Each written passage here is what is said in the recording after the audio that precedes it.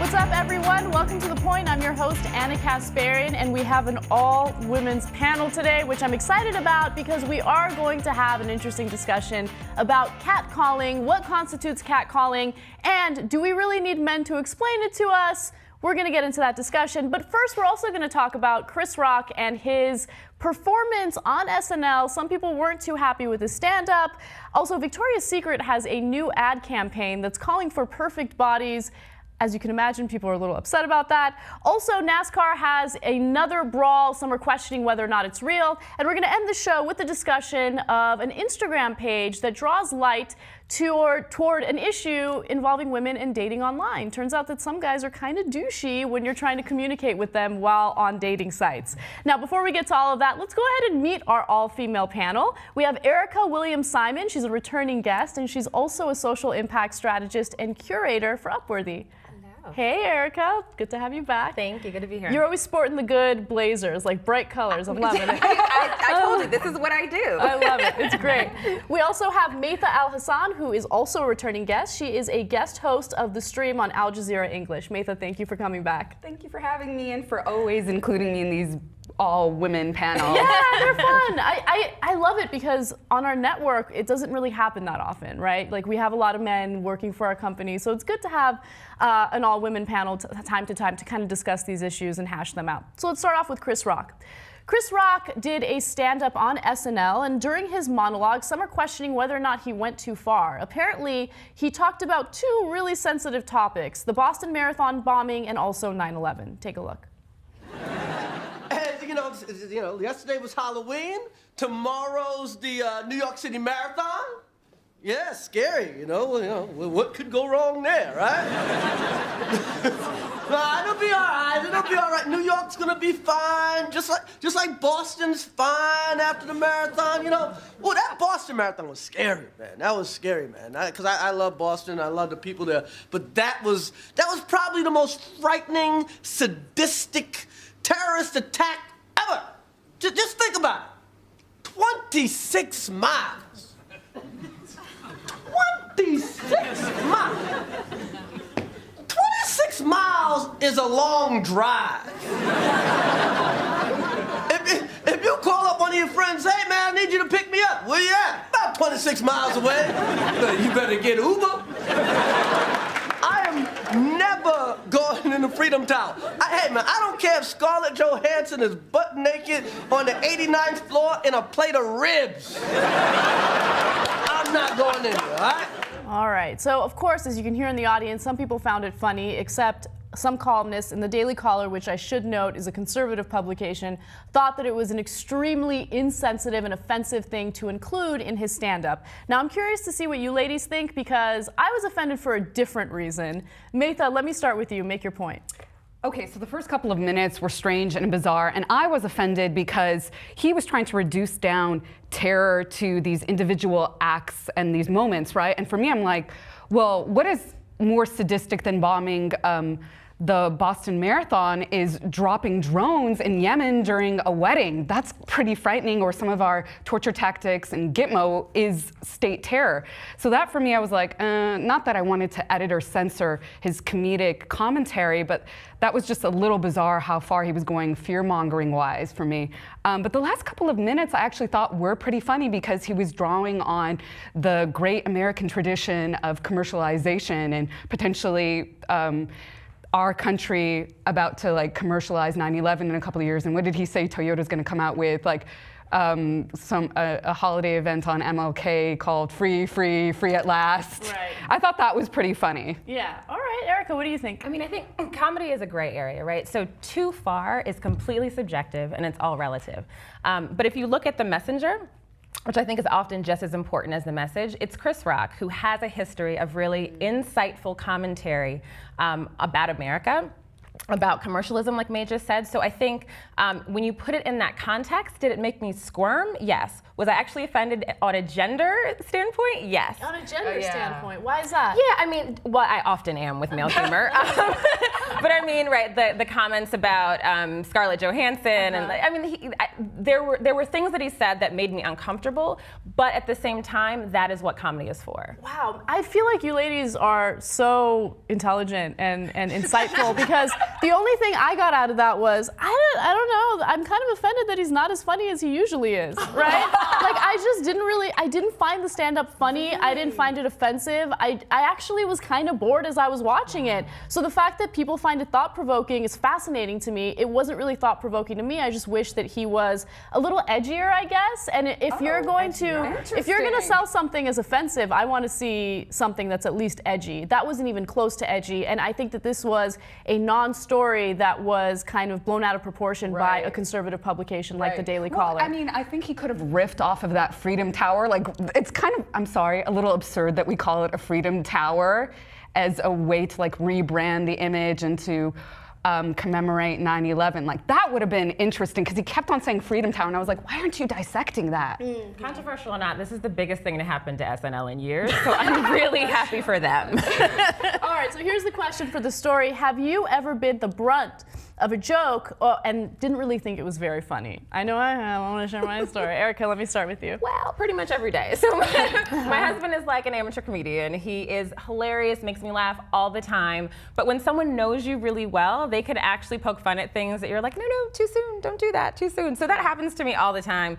And again, the messenger and the message. So sometimes you have to push back and say, well, we're not going to go there right now. And then maybe later it'll make you laugh. Yeah, all right. Maitha? Well, there were two things that came to mind. One was that, I don't know if I've shared on the show, I was an ugly duckling all the way up until college, so people use that to make fun of me. So one incident was I was in middle school, and this popular-ish boy came up to me and asked me out to like a dance or something like that, and I excitedly said yes, and he turned to his friends and they all started laughing because that was a prank. Where's that little asshole now? I don't even remember his name, honestly. Exactly. I just turned K through 12 faces into a blur in my Rolodex of memories because of that. And then there was another time where my dad was being honored. Again, I've shared in the show that I'm Arab and come from a Muslim background, and Bill Cosby was the entertainment for the night, and one of the first jokes he starts with is being at an airport and seeing somebody who looks Arab and getting afraid of being on the plane.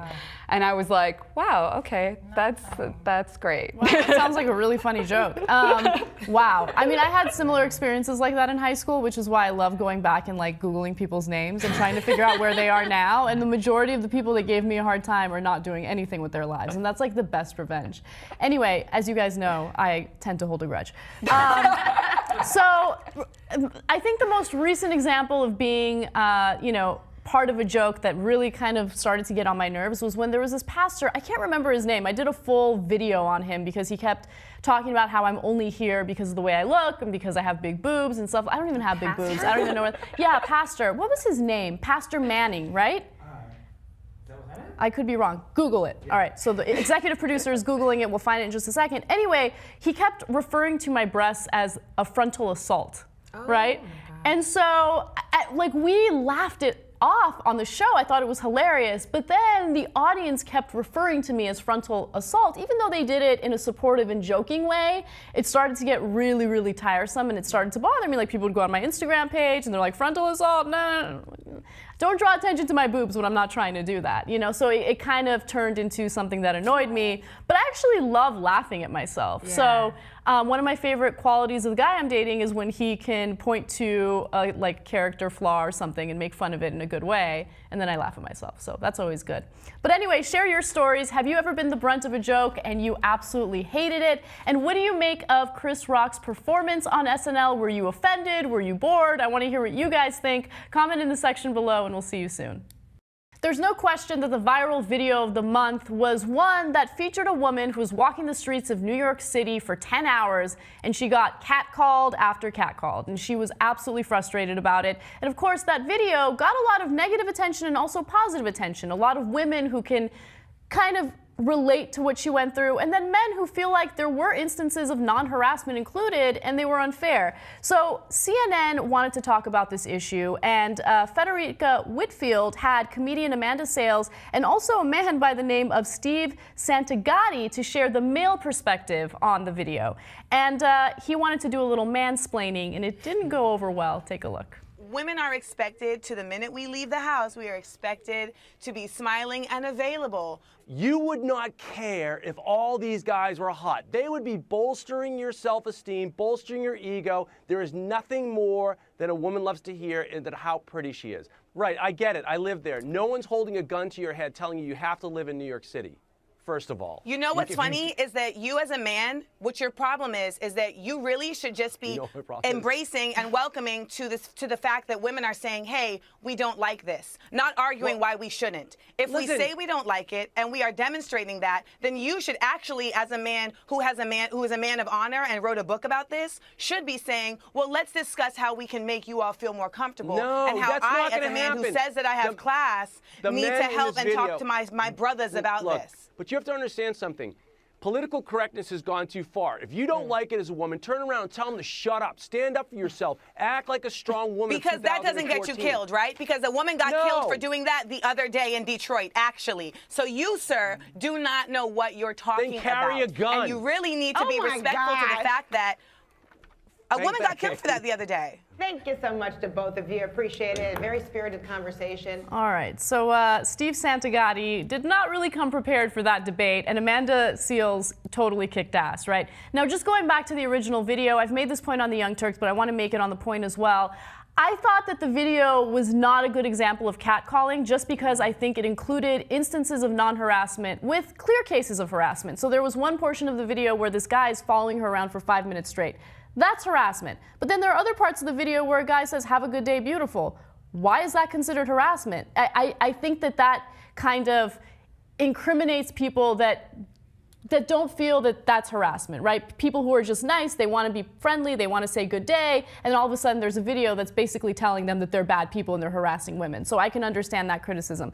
Nonetheless, Santagati is a moron, and his points made absolutely no sense at all. I think Amanda is absolutely right. If women are telling you, hey, we don't like this behavior, can you guys please tone it down?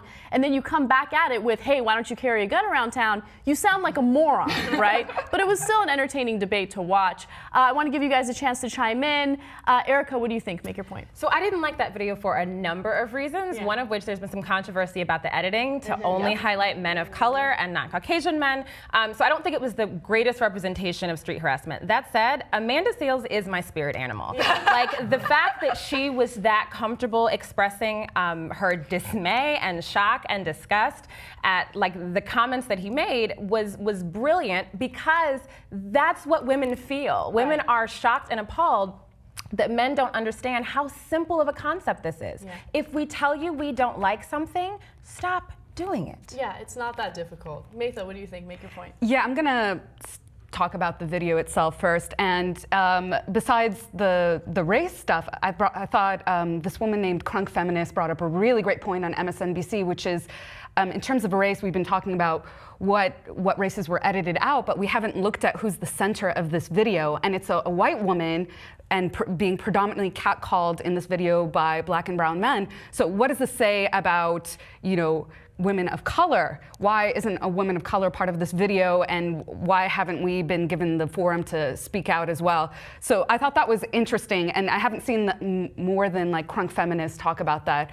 The other thing is, I agree with you, Anna, that the magnitude of those catcalls were not all the same, and to flatten them out does a dangerous disservice, an absolute dangerous disservice to us expressing our extreme fear when we're walking outside, because there are moments, there are moments when I'm walking around in Los Angeles where I feel like I don't know what's going to happen if I continue walking and there are cars that are following me. So, and that's a real threat. But for somebody to say, I personally don't mind a God bless you or have a nice day, that's fine for me, especially acknowledging my humanity. I'm totally cool with that. But then again, for a man to go on and rail on with some ridiculous commentary too asks ourselves the question, why was he a necessary voice in this conversation in terms of how news stories bring on like the opposing sides. Yeah, I think that CNN is looking for a heel, and he fulfilled that role, right? He was the one who was willing to look like a jackass, and it got attention. But even to the point where the host is rolling her eyes and had to interject, "Oh my God." Yeah, it's true. But unfortunately, he does represent a thought process that a lot of people have in the country. It's true. So it is important to kind of expose that. So here's a question. What's one life lesson your experience as a woman has taught you? Erica. I think it really is covered by the Audre Lorde quote. If I didn't define myself for myself, I'd be crushed into other people's fantasies of me and eaten alive. Like that quote speaks volumes to my experience as a woman, where everyone has so many different fantasies about what I'm supposed to be as a wife or a mother or as a professional. And at the end of the day, as a woman, I have to define myself for myself, or I would be crazy. Yeah, absolutely. I totally agree with that. Matha, what about you?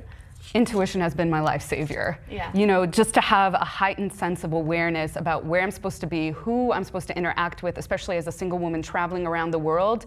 I'm completely shocked when I just reflect back in certain situations that I've been in that I've come out unscathed and not much has happened to me. So I put a lot of stake in females' intuition. Yeah, my answer is kind of similar to yours, Erica. I feel like as a woman, you really can't win, right? So look at any specific topic. Let's say your sexuality, right? If you are sexually open as a woman, you're a slut. If you are not sexually open, you're a prude. Like, that's just one example of the many things women get criticized for. And so I kind of came to the conclusion that you have to like completely ignore all the criticism and be true to who you are. You're gonna get hate. If you are a strong-minded person, you're gonna be called a bitch. But if that's who you are, who cares if they call you a bitch? Just go for it, do what you want to do, be who you are, and don't let anyone try to stop you. Because you're right, there are very specific categories that women are supposed to fit into, and when you don't go with the norm, all of a sudden there's something wrong with you. Hell no, don't fit into the norm, do your own thing, and don't worry about the criticism. I want to hear from you guys though. Comment in the section below. I know we have a lot of male viewers, so why don't we flip the question around for you? What have you learned from society being a male? What's one of the more valuable lessons? And also, what do you make of Santagati mansplaining on CNN? Do you think he makes a good point? Maybe some of you disagree with us. Comment in the section below and we'll see you soon. There's no shortage of images that women are supposed to aspire to. We're supposed to look like supermodels. We're supposed to be super intelligent. We're also supposed to have a lot of money, and we're supposed to be independent. There's so much freaking pressure on us. And unfortunately, Victoria's Secret is not helping with a recent campaign titled The Perfect Body. Now, here's the problem with The Perfect Body. Of course, they're using images of women that don't look like normal women. Now, they're beautiful, but the majority of Americans, the majority of people throughout the world are not supermodels. So when you have something titled like that, of course, it leads to a lot of negative feelings. In fact, some people took to Twitter to kind of express the way that they feel, and they used the hashtag #IamPerfect. I want to give you a few examples. So one person says, so the campaign The Perfect Body obviously promotes low self-esteem, anorexia, bulimia, etc. Thanks, Victoria's Secret. Hashtag #IamPerfect. Another one says, Victoria's Secret apologize for your damaging perfect body campaign. Hashtag #IamPerfect. And then it links to a petition that a lot of women have signed. More than 15,000 women have signed a petition calling on Victoria's Secret to apologize and terminate the campaign. Now, the Daily Mail also had a columnist that kind of put this in a very detailed perspective. She writes, there's a line between aspiration and thinspiration, and this campaign clearly oversteps the mark. As for their use of the word perfect, it's not only offensive to the 99.9% of female population who don't share the model's perfect proportions, it's also deeply irresponsible, if not downright cruel. Matha, what do you think? Make your point. I'm surprised that people expect more from this brand. This is what this brand is about. You flip through this magazine, you look at the Angel Fashion Show, you see bodies like Heidi Klum, Adriana Lima, and Giselle Bundchen, and the most thick they got was this Corsican model named Letitia, and she just had big boobs. That was it. That was as thick as she got. And I'm also kind of outraged at the response. I know we all go to like Twitter activism and try to mobilize our forces to respond, but for me, the real political currency is divesting from this company economically. Just stop. Why don't you threaten to not buy their brand, not ask for an apology? And also the other thing that I was kind of upset with was this is your issue with Victoria's Secret. This is your issue. When it's been such a problematic company in terms of using prison labor, which pays their workers anywhere between pennies to maybe upwards to minimum wage if they're lucky.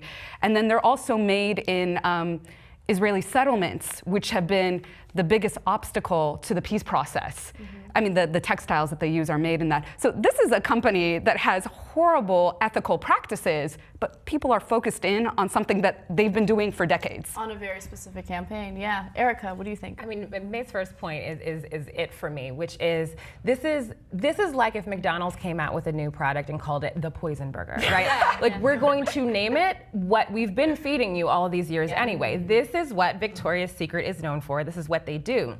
So from a media literacy standpoint, I like the honesty. It gives us, it makes it easier to convince women that this is what they're being fed and this is something we should fight against. Yeah, they're being transparent about what they think all women should look like, which is definitely unsettling because, again, the majority of women don't look like that. Right. And to be honest with you, I think the majority of women have more interesting and unique figures, right? You don't have to be super skinny with big boobs to be considered beautiful. And look, when you look on Instagram, some of the best Instagram pages or profiles include super curvy women, right? And so don't pay attention to what they're feeding you or what they're selling you, because the reality is people like all sorts of shapes and sizes, okay? So here's the question. Has someone's words or actions ever unintentionally made you feel insecure? Erica. Yeah, so I mentor a lot of young women, and one of the big issues that I talk to them about is this idea of colorism, which is not about race, but really about shade, like lighter is better than darker. And it's important to me because when I was a kid, I mean, I did get my fair share of attention from young men. But the thing that they would always say is, oh, you're so pretty for a dark-skinned girl. Or, oh my gosh, as a dark-skinned girl, like I can't, you're so beautiful. And it was the biggest backhanded compliment ever, right? So it didn't make me insecure, but it did make me question, what is this? Why would you say that? And that's this idea that in complimenting someone, you can still detract from who they are and their humanity. So that's definitely happened to me and something that stuck with me. Yeah, geez. It's funny how those types of stereotypes and those types of ideals, like they start with mainstream media or with mass media and they just kind of transfer to the human thought process. It's crazy. Maitha, what do you think? What's your answer? So for me, as I had mentioned before, I was thought of as, I was an ugly duckling, and so people would tell me. You gotta stop referring to yourself as an ugly duckling. I'm sure you were freaking adorable. I'm in her childhood pictures. She was adorable. No. Those are before I went to school. I understand. I sadly understand. Anyways, people would, like, their positive form of reinforcement was, oh, you're so smart. So I would take that and run with it, and I learned vocabulary words that were well above my grade level because I used to read Les Mis when I was in grade school and just look up the words and try to look them up in a dictionary if I didn't know them. And so when it came to being in college and I started to aesthetically bloom and men would engage me, I would, not just men, but other people, they would comment about how I used big words in a kind of negative way, that it wasn't translatable to people and not digestible. And so I became really insecure with my overly intellectual language, so I started to edit and censor myself. And now I'm only kind of coming back into feeling secure when it comes to speaking to different spaces. Especially, you're told that in media sometimes as well, take it down to a soundbite, you're too cerebral, you're too intellectual, you need to just give it in piecemeal to the viewers. That's really interesting. So it's funny, there's a physical aspect to it and there's also the intellectual aspect to it. I definitely feel a little bit of both, but I think the thing that makes me feel the most insecure as of late is when, people that I care about, or let's say a love interest or something, fantasizes or is very clear about his interest in super curvy women, right? Because I'm not I'm healthy, right? I take care of myself, I work out and all that. I'm just not a naturally curvy woman. So I'm just like, oh, what can I do? It's an uncomfortable thing, but it's unintentional. Like, I freaking salivate over certain men that my love interests maybe don't look like, right? So you got to kind of be aware of what you say out loud, because it could unintentionally make someone insecure.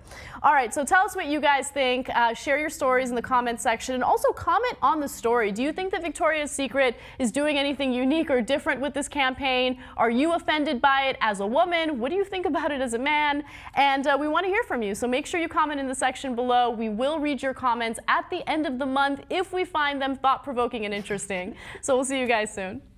There has been a brawl at a NASCAR race. It involves Brad Keselowski and Jeff Gordon. Apparently, during Sunday's NASCAR Sprint Cup Texas 500 race, something that I watch every weekend, it turned into a violent free-for-all when Gordon went after Keselowski for slamming into him during a restart with 2 laps to go, setting off a nasty confrontation that included both drivers' respective crews. We have a video kind of showing you what happens. It's kind of difficult to decipher who's who, but nonetheless, take a look.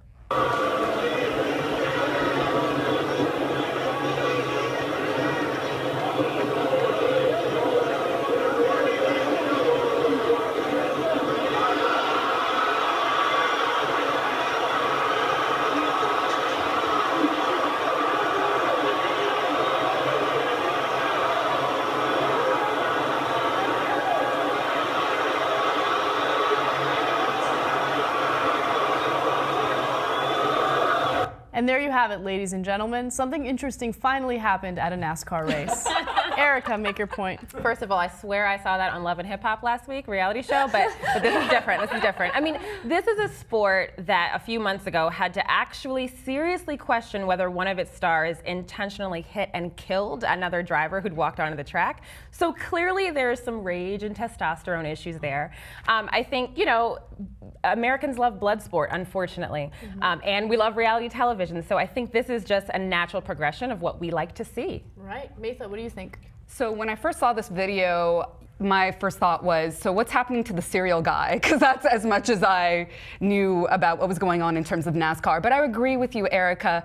I think that we intensively want to create the Coliseum anytime we get the opportunity. And so this is just another example of it, because it has to compete with, as you mentioned, all these reality programs where we're guaranteed that this is going to be a feature of tonight's episode. Here's the question. If you could fight or box one person in a ring, who would it be and why? I love this question. Maytha, make your point. Oh my God, so when I first thought about this, I was telling Erica, I just came up with these nerdy historical figures that only people who are really well in tune to imperial history would know. So for example, I was like, oh my God, I would totally want to knock out Cecil Rhodes and King Leopold and Sykes-Picot, because look what they did to the Middle East by creating borders and then killing 12 million Congolese people. I was like, if I had the opportunity. All right. I was looking for something a little more salacious, like an ex-boyfriend or something, but that's good. That's a good answer. Erica, yes. So I'm a pacifist, but boxing is actually my favorite sport, so I fantasize a lot about getting people in the ring. So it was a cross between, I couldn't decide between Justice Scalia, if I'm wearing my political hat, because he has impacted my life in countless ways, or the person on Twitter who spoiled the ending of Gone Girl when I was only a few chapters away from finishing it. Disaster. Yeah, I feel like that is obnoxious and offensive, and it deserves to be dealt with. All right. I like the variety you gave me. That's a lot of fun. 2 people that I would consider getting in a boxing match with. My Spanish teacher from high school. If you guys didn't see the video that I did about her in a previous episode, make sure you check that out. I loathe her. She's terrible. And the second person would be Laura Ingraham. There are a lot of, ideologues out there, crazy right-wingers, but there's something particular about Laura Ingraham. She has a particularly punchable face. And I feel like I would love an opportunity to put a glove on and then just sock her in the side of her head. We can make that happen, can't we? Oh, I would love it. Okay, you know what? I will literally train the shit out of myself to make sure that Look, I do not condone violence, so this would have to be in a controlled environment. I'd be wearing gloves. Okay, I wouldn't want to actually hurt her, but I would like to punch her in a safe way in her face a few times. And you know what? I have an idea, and I'm coming up with a much more salacious story. You and me double team. You got what's her name? Ingram. And I have Ann Coulter. Ooh, yeah, all about it. I have popcorn. Wait, can you put 4 in a ring and then just like an all-out brawl? I don't know. What do you guys think? We want to hear from you in the comment section. And also, tell me who you would like to box or get into a fight with in a controlled environment. Of course, we want it to be safe. Is it someone in your personal life? Maybe a political figure? We want to hear from you. And of course, tell us what you think about this whole NASCAR story. Do you think that this brawl is fake just to drum up some attention? Because, of course, NASCAR is now competing with Sunday football. And I don't know. I hate both. I think I would rather watch football. Gotta be honest with you. Share in the comment section below. We'll see you guys soon. Online dating can be tumultuous at times, and some women have decided to do a little bit of strike back against men who might harass them or be extremely rude to them online. So, case in point, we have an Instagram account called By Philippe. It was set up by a woman by the name of Alexandra Tweeden, and she had been dating on Tinder, and she came across a lot of really questionable dudes. And in a blog post, she explained why she made this account. It's basically screenshots of some of the crazy-ass conversations or chats that people have on Tinder. She says that she did it in order to compile harassing and hostile messages men sent to women after being rejected or ignored. So we do have a few examples for you guys. Let's take a quick look at what you can find on this Instagram page. So one dude writes, "Hello, I'm Stan, nice to meet you. You're so attractive to me and I love your cute face. Oh, what a sweetheart." But when she doesn't respond, he writes, "Stuck up bitch, I would beat the living shit out of you." Such a charmer. Next one. One guy says, "Would you like to chat?" One girl writes, "No," and he says, "Why the fuck not? If you weren't interested, then you shouldn't have fucking replied at all. What the fuck," right? So he was upset at the honesty there. And here's some more examples. "Here's what I'm thinking. We get to know each other and it inevitably hit it off. Then we go to this epic, amazing date and you'll have the story you want. Guess not. You're not even anything special. Why ignore me? You look like a fucking tranny." Well, apparently he was into trannies because he contacted her. This guy calls a woman a presumptuous slut. "With a face like that, no wonder hardly anyone contacts you. You fucking pretentious hipster slag. Go eat a gender-neutral gingerbread person and save the world. You messaged me first." I fucking love this. "Go cut your face off with a broken bottle." Okay, so there's a bunch of accounts out there that do something similar. There's one that I like to follow on Instagram called Texts from Your Ex, because it's just funny to like read the exchanges that people have, but it's anonymous. You don't really see who the people are. You don't identify anyone. In this case, you can identify someone because they don't blur out the profile pictures, right? So I have a little bit of an issue with that because they're under the assumption that they're having a private conversation, even if it involves a little bit of harassment. But I don't know. I want to know what you guys think. Matha, make your point. So I have never been part of a dating site or used Tinder before, and I am so happy that I don't, because these are the sort of comments that we also probably all get for being on television or on media in some capacity. Like, I've read some of the lewd comments on some of the videos that Al Jazeera has uploaded, and I'm shocked. Like, it's the first comment that comes on a story we did about revolutions in Yemen, and I was like, really? It's just about like what I'm wearing. Yep. In a very lewd way. And also, I didn't know like gender-neutral gingerbread man was an assault. That sounds delicious. I would eat that. But anyway, yeah, I mean, I have been a part of online dating. I online dated for a few months. And it's pretty terrible. I have to say, you do get a lot of harassment. You do get a lot of crazy people. Erica, do you have any experience? I know you're married, but have you had any experiences? No, I don't. But what I love about this is the ability for other men to see this now. Yeah. Because what I always hear when I tell men how the internet is a cesspool of disgusting people, other men say, "Oh, it can't be that bad. Oh, how rare is that?" People don't really say those things. So I like, number one, that it's being exposed. And frankly, I do like that the people who do it and say these things are also being exposed. Yeah. I mean, look, it really depends on what they're saying. So if someone's sending death threats and stuff like that, then of course they should be exposed, right? But I just worry about people who might be overly sensitive, right? And might post a picture of a guy who might have said something that was a little hurtful, but it wasn't like, oh my God, this is this is abuse, you know? So I think a lot of times the waters get muddied when you talk about abuse versus getting offended, okay? All right, so here's the question. Have you ever had a breakup or a nasty exchange with someone over text or social media? I know I have. I'm going to share my story. Maytha, let me start with you, though.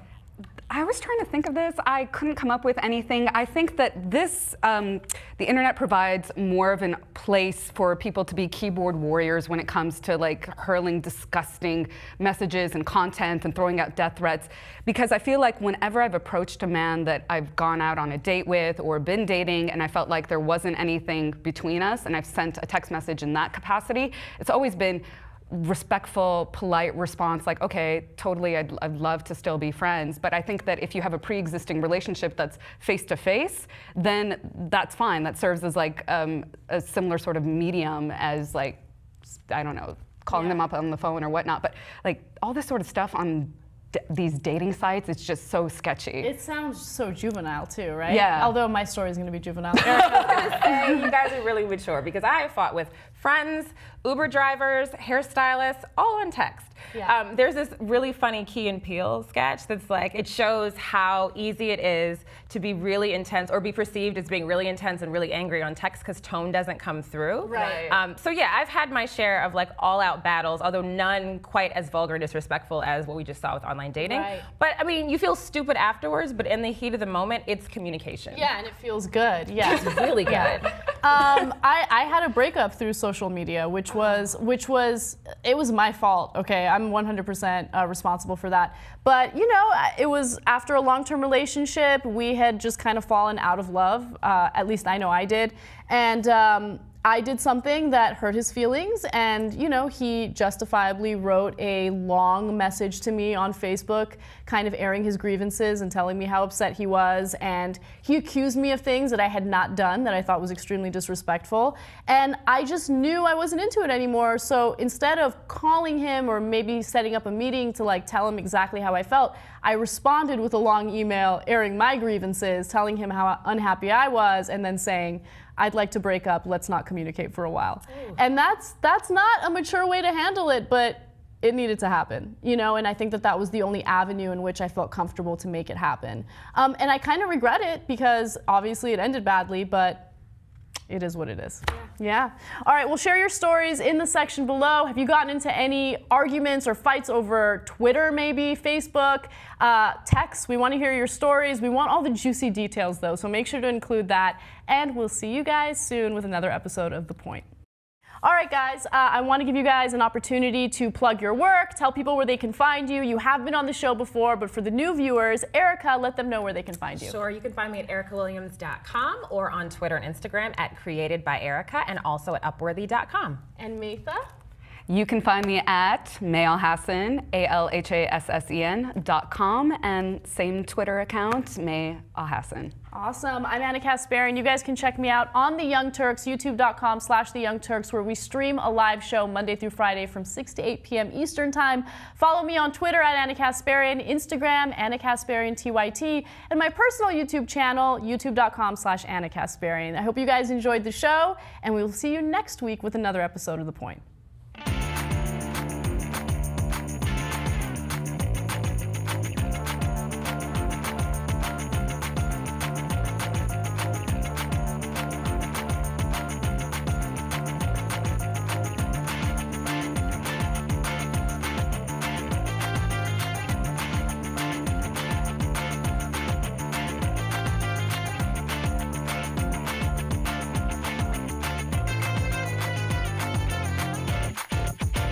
Scarlett Johansson, and I mean, there were things that he said that made me uncomfortable, but at the same time, that is what comedy is for. Wow, I feel like you ladies are so intelligent and insightful because the only thing I got out of that was, I don't know, I'm kind of offended that he's not as funny as he usually is, right? Like, I didn't find the stand-up funny, really? I didn't find it offensive, I actually was kind of bored as I was watching it. So the fact that people find it thought-provoking is fascinating to me. It was wasn't really thought-provoking to me. I just wish that he was a little edgier, I guess. And if you're going to sell something as offensive, I want to see something that's at least edgy. That wasn't even close to edgy, and I think that this was a non-story that was kind of blown out of proportion by a conservative publication like the Daily Caller. I mean, I think he could have riffed off of that Freedom Tower. Like, it's kind of, I'm sorry, a little absurd that we call it a Freedom Tower as a way to like rebrand the image and to commemorate 9/11. Like, that would have been interesting because he kept on saying Freedom Tower, and I was like, why aren't you dissecting that? Controversial or not, this is the biggest thing to happen to SNL in years, so I'm really happy for them. All right, so here's the question for the story. Frightening, or some of our torture tactics and Gitmo is state terror. So that for me, I was like, not that I wanted to edit or censor his comedic commentary, but that was just a little bizarre how far he was going fear-mongering wise for me. But the last couple of minutes I actually thought were pretty funny because he was drawing on the great American tradition of commercialization and potentially our country about to like commercialize 9/11 in a couple of years. And what did he say Toyota's going to come out with? Like a holiday event on MLK called Free, Free, Free at Last. Right. I thought that was pretty funny. Yeah. All right, Erica, what do you think? I mean, I think comedy is a gray area, right? So too far is completely subjective and it's all relative. But if you look at the messenger, which I think is often just as important as the message, it's Chris Rock, who has a history of really insightful commentary about America, about commercialism, like May just said. So I think when you put it in that context, did it make me squirm? Yes. Was I actually offended on a gender standpoint? Yes. On a gender standpoint, why is that? Yeah, I mean, well, I often am with male humor. But I mean, right, the comments about...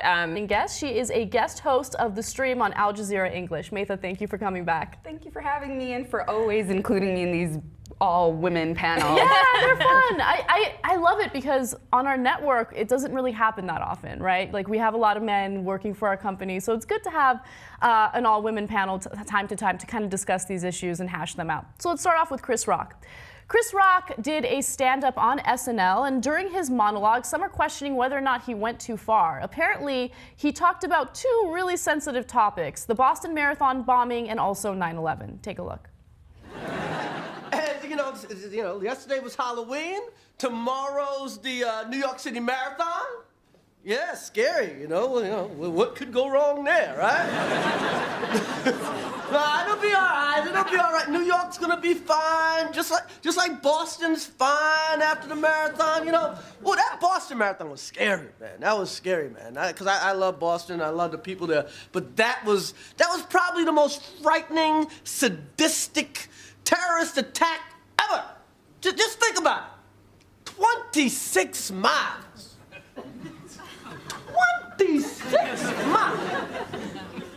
26 miles is a long drive. If you call up one of your friends, hey man, I need you to pick me up. Where you at? About 26 miles away. You better get Uber. I am never going in the Freedom Tower. Hey man, I don't care if Scarlett Johansson is butt naked on the 89th floor in a plate of ribs. I'm not going in there, all right? All right. So, of course, as you can hear in the audience, some people found it funny, except some columnists in the Daily Caller, which I should note is a conservative publication, thought that it was an extremely insensitive and offensive thing to include in his stand-up. Now, I'm curious to see what you ladies think because I was offended for a different reason. Maytha, let me start with you. Make your point. Okay, so the first couple of minutes were strange and bizarre, and I was offended because he was trying to reduce down terror to these individual acts and these moments, right? And for me, I'm like, well, what is more sadistic than bombing the Boston Marathon is dropping drones in Yemen during a wedding. That's pretty...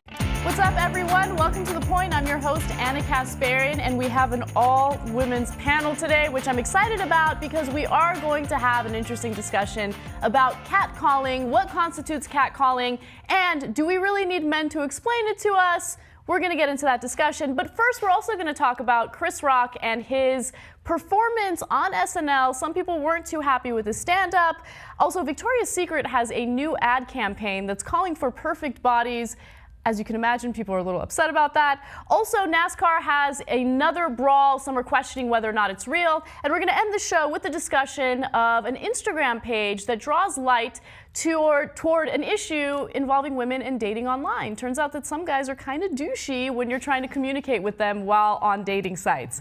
Now, before we get to all of that, let's go ahead and meet our all-female panel. We have Erica Williams-Simon. She's a returning guest, and she's also a social impact strategist and curator for Upworthy. Hey, Erica. Good to have you back. Thank you. Good to be here. You're always sporting the good blazers, like bright colors. I'm loving it. I told you, this is what I do. I love it. It's great. We also have Maytha Alhassen, who is also a returning